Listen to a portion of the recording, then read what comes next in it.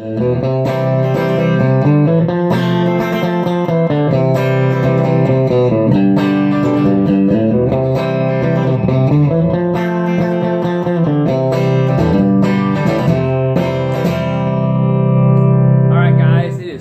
Friday, and we're going to talk about compression.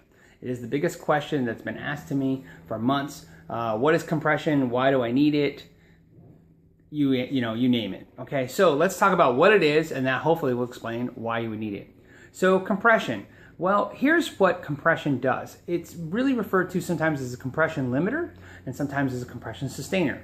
Now, here's what's interesting about that. Compression does two things, and because it does one thing, that one thing creates the secondary thing.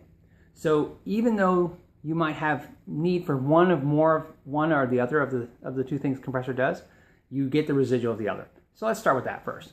Let's talk about what compression does. What it does is it sets a limit, and it says, hey, nothing will be bassier than this, nothing will be treblier than this, and nothing will be louder than this.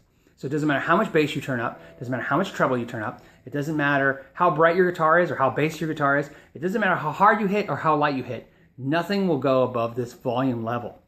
But it's compression, which means it comes from the other side too, which means if your bass is weak, I'll bring it up. If your treble is weak, I will bring that up. If you're picking, in other words, if your note is not strong, I will push that up. So when you pick light, it's this loud. When you pick hard, it's this loud. You get it? Everything comes right in the middle. It says, this is the sound.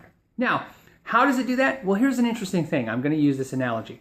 You take a pebble and you throw it in the lake. It breaks the water line. The splash is the most intense the second the pebble hits the water line. Does that make sense? What it would do is almost imagine like we put a glass ceiling on the water. The water hits the glass ceiling and then falls back down faster.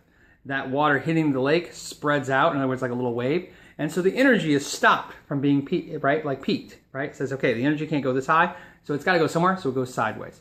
So a limiter, compression limiter, by setting a limit and setting a limit on both sides, of how loud something will be and how loud something has to be, it has to do something with that sonic energy. So what it does is it pushes it sideways. That's the way I like to think of it, sideways, which means sustain. So nothing explains that better than any G chord. Let's take a basic G chord. When you hit a G chord, because you're going across all 6 strings, these strings, the sounds, the sonic properties are dominant. Bass frequencies are dominant, treble frequencies are dominant. They stick out. It's why your bass drum and your cymbals always kind of poke out, right? Okay, here we go. Ready? Now, what you hear really is kind of like a bass, what I call a boom-ling. In other words, you hear the bass part, and then you hear the hot treble, right? When you hit that chord, right? Bass and then treble. Now, if we go ahead and hit compression, you'll notice an even disbursement of all those notes across. See? Now you're hearing more of a bling. You're hearing all the notes. Okay, so that evens out. Now, the reason why you'd want that is because you don't want one sound overtaking another sound. It's used in studios all the time to even out drums and bass guitar, right? Bass players have a problem with when they slap, the one frequency dominates the other. Without compression, it's kind of like this. With compression, it's... And again, you hear the thump and the pluck bigger. So it is a dominant sound. Okay, so that being said, that's what a compression limiter side of a compression pedal would do. So let's talk about the sustainer side. Well, like I said, the energy has to go somewhere, so let's explain where it goes. And the best way to explain that is a country lick. Okay, a really popular country lick is to basically play this.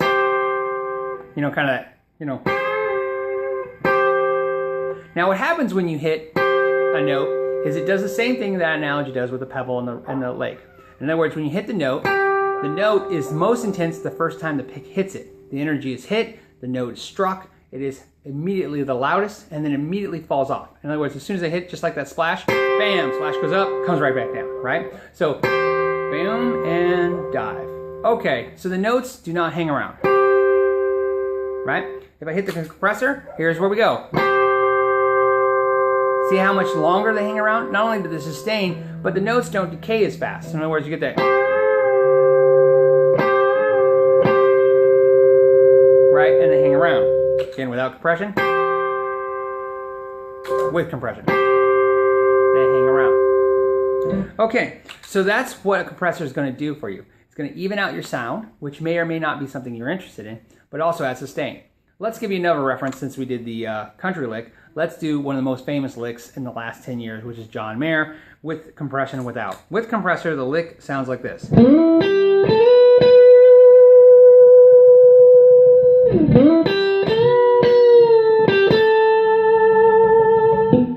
Okay? Without compression, the lick now sounds like this.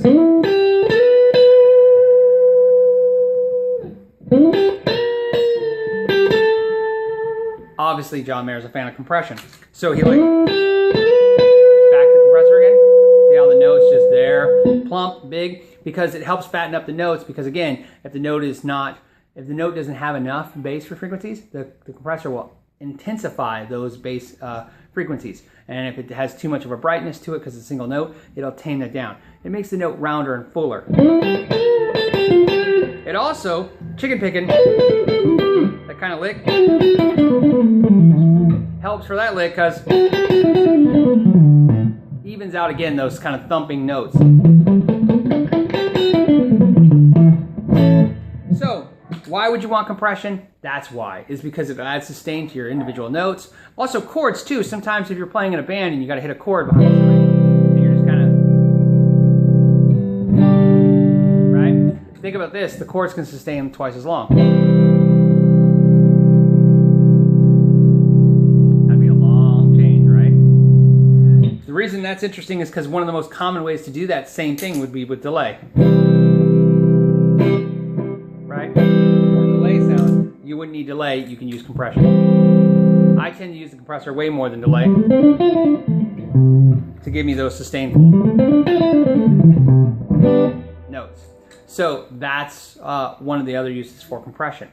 So you have to decide if compression works for you, but most importantly, you have to know how it works, and that's what it's doing. I hope that it kind of explained it. Again, it's a very technical subject. There's tons of compressors, but here's what I can tell you about compressors. What you want to find out about a compressor is it leans one way or another. In other words, it's more of a limiter and less of a sustainer, or it's more of a sustainer and less of a limiter. In that scenario, you have to figure out which one of the two things you really need. Do you need notes to hang around for a long time, or do you want your sound to be even out a little bit? The last thing I want to talk about is distortion real quick. A lot of players play compression with distortion and they say they don't like it, and some say they like it. I just want you to understand that because the way compression works, it adds noise. Take overdrive, add the compression, you get that big hiss. And the reason is because almost like another overdrive, it's sacking. So it's really, you gotta understand that compression has a little effect on distortion because distortion already has sustain built into it.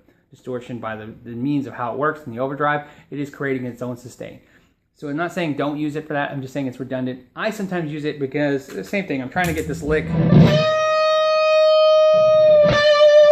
to hang a little bit longer, and maybe compression will help that. But also with the distortion, it evens out that tone, which is sometimes not very nice because, again, you want everybody to be articulate. All right, guys, thanks for your time. Know your gear.